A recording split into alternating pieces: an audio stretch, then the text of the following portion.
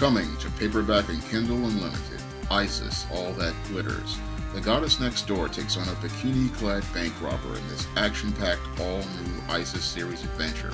Get Isis, All That Glitters in paperback and Kindle Unlimited this March.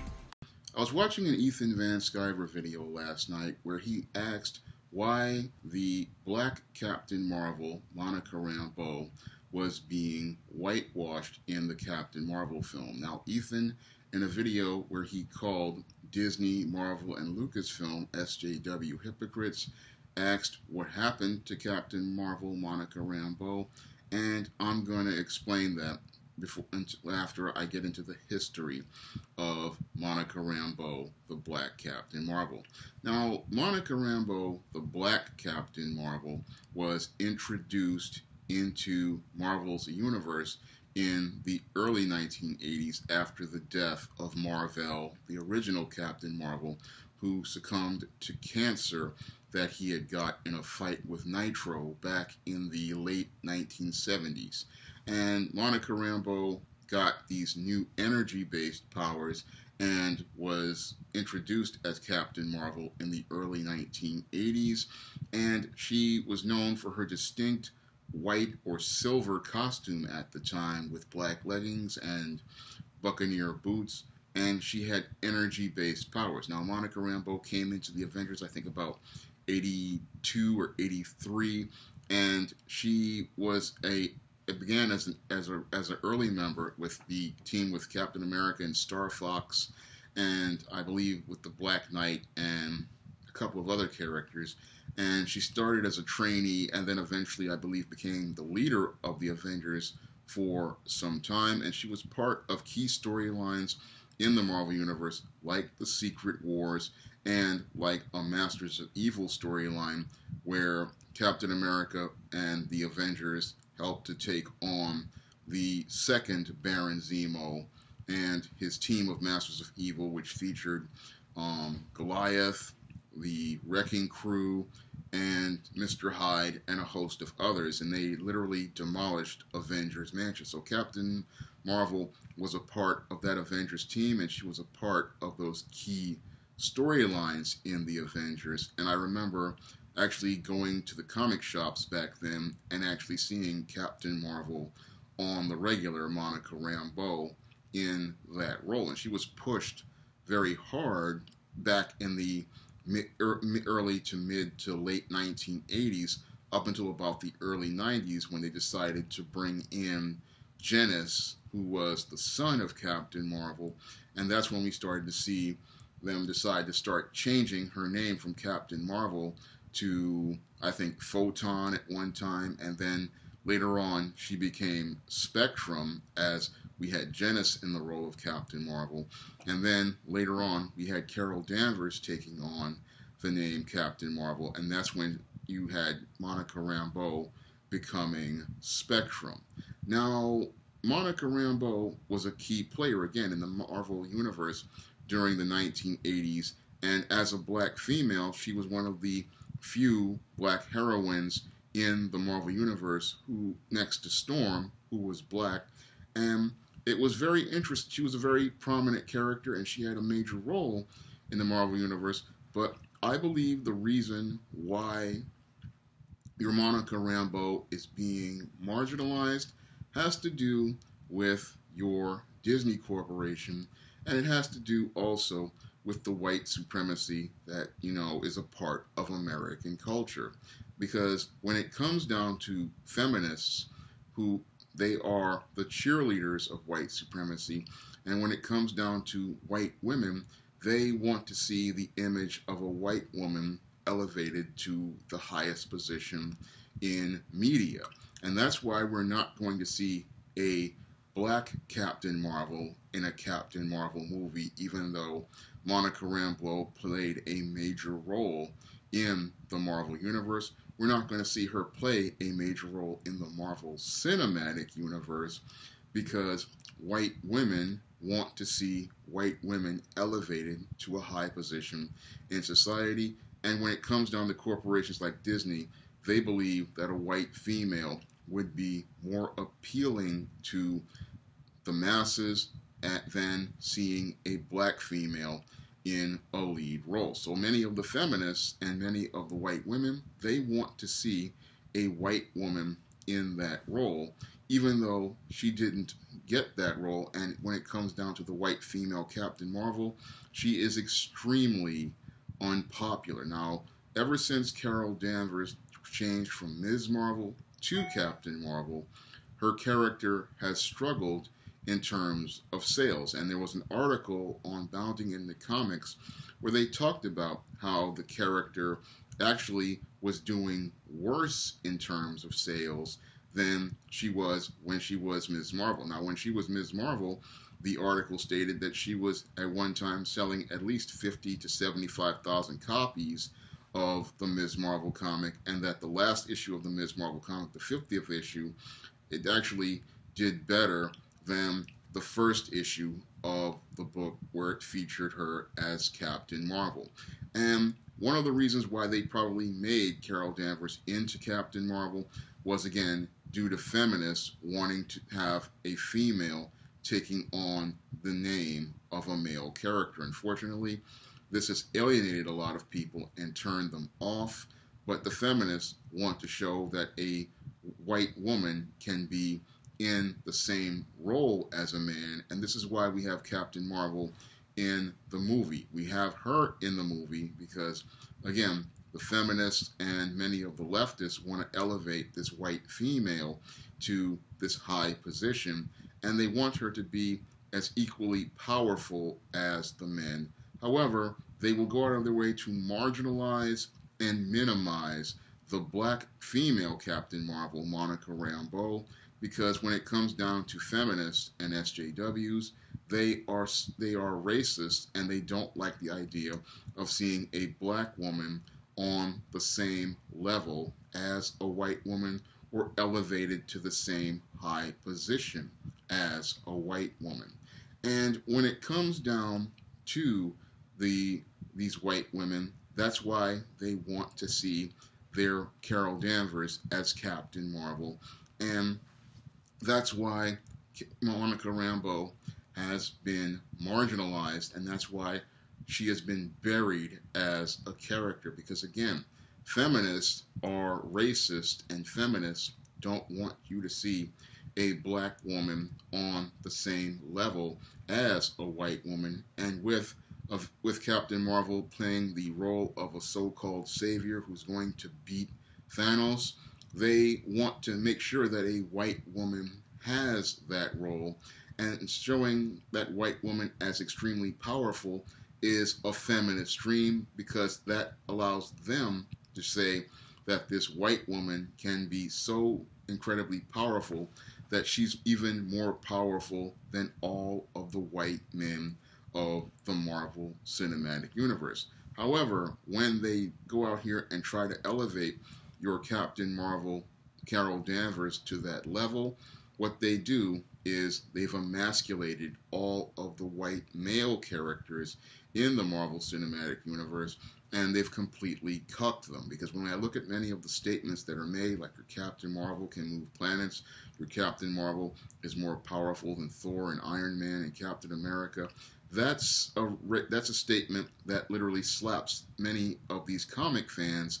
in the face. And again, it shows the racism, and it shows the gynocentrism as related to these SJWs, and they're pushing their feminist agenda with this Captain Marvel character. Now, they also show their racism because, again, they marginalize your Monica Rambeau, but they also, again, they are doing that because they don't want you to see a black woman having that kind of power. Because when it comes down to corporations like the Disney Corporation, they are all about promoting the idea of white male heroes and white males as superior. And these days, with many of these feminists like Kathleen Kennedy in charge,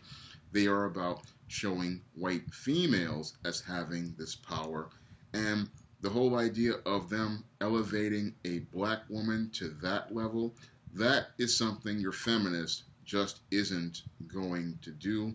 Even though your Black Panther made $700 million at the box office and in America and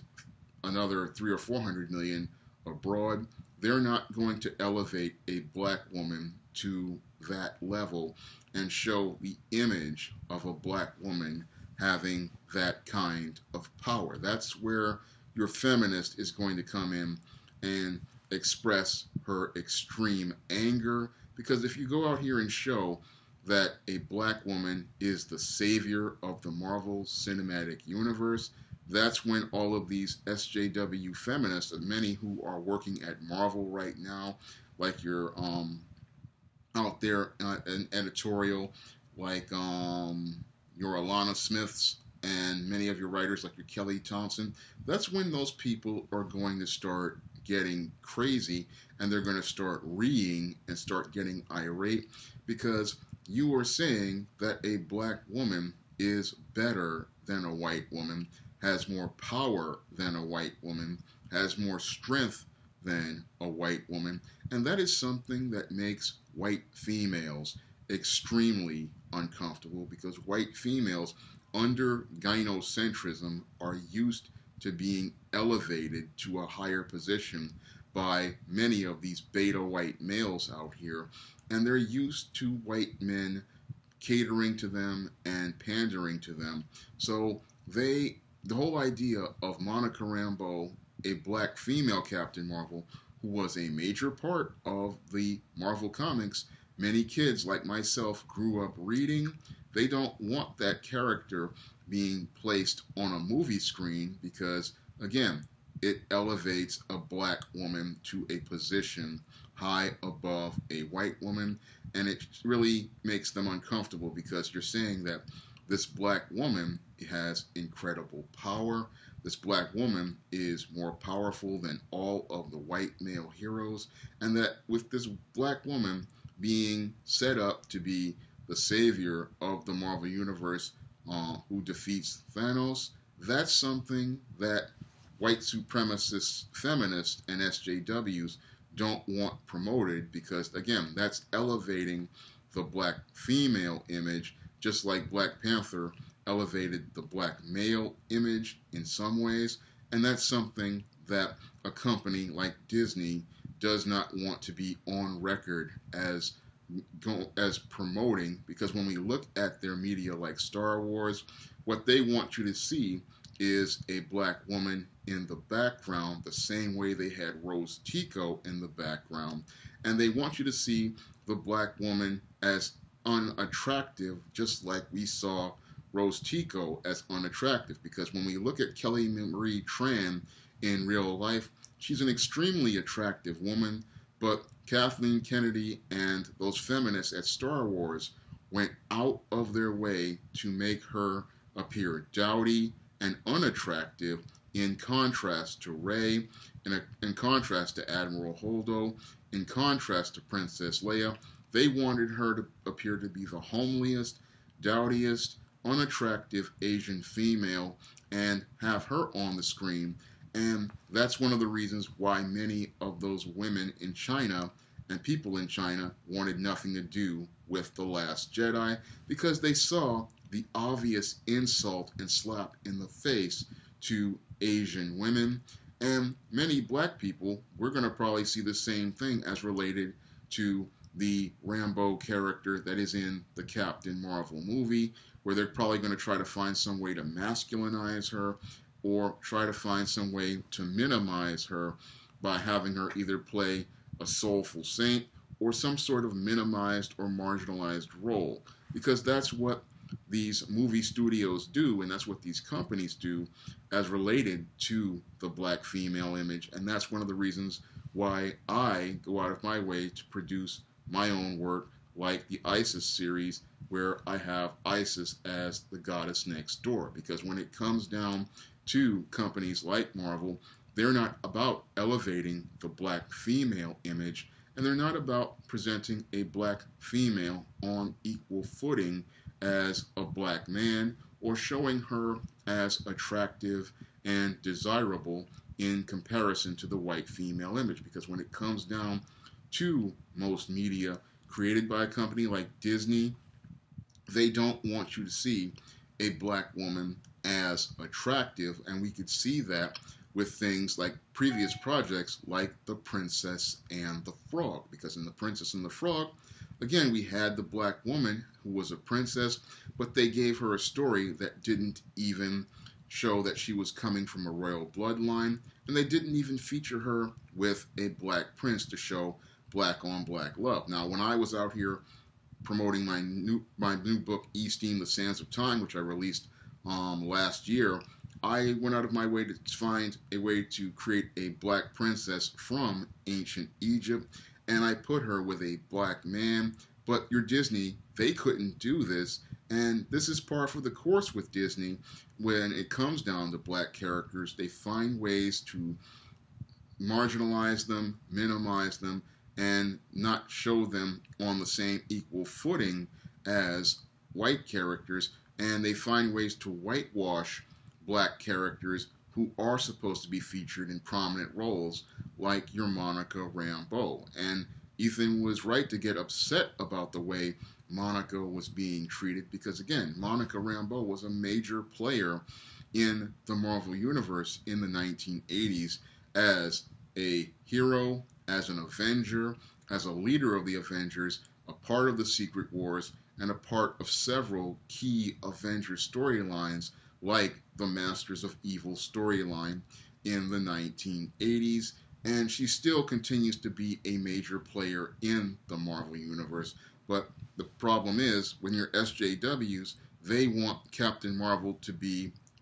because it's the first film featuring a heroine, to feature a white woman, and they want that white woman to be the lead heroine, and they want that white woman to be elevated to that high position. And what's really annoying a lot of comic fans is that your Carol Danvers didn't earn the role of Captain Marvel the way Monica Rambeau did, and she didn't earn her place as a hero the way Monica Rambeau did. And that's what really annoys them about this character, because she was just forced on people, and over the years, with each new reboot, she becomes more irritating and more annoying. And I remember reading Captain Marvel #1 a couple of weeks back. They just continue to try to push this character and make her try to be appealing, but she's just not appealing to anyone at all. And when they do this Captain Marvel movie, and they continue to try to push this feminism, and then they try to make it like she's going to be the big savior, that's a major turnoff for many people who, again, many comic fans know who Monica Rambeau is, and they like Monica Rambeau because she's a team player, she cares about people, she's a hero, and she has a major role in the Marvel Universe. But when they look at Carol Danvers and they look at this Captain Marvel, they just see SJW identity politics, and they see the racism that is behind that identity politics. If you'd like to see me make more videos like this, you can donate to my Patreon by clicking the link in the description box. And if you want to learn more about the ISIS series and The Goddess Next Door, you may do so by clicking the link to Amazon.com in the description box. And if you want, that's all I have to say for this video. You can comment, rate, and subscribe. Now available in paperback and Kindle Unlimited, Esteem, The Sands of Time. It's action and adventure in ancient Egypt in this terrific teen time travel romance. Get your copy of Esteem, The Sands of Time at your favorite online bookseller today.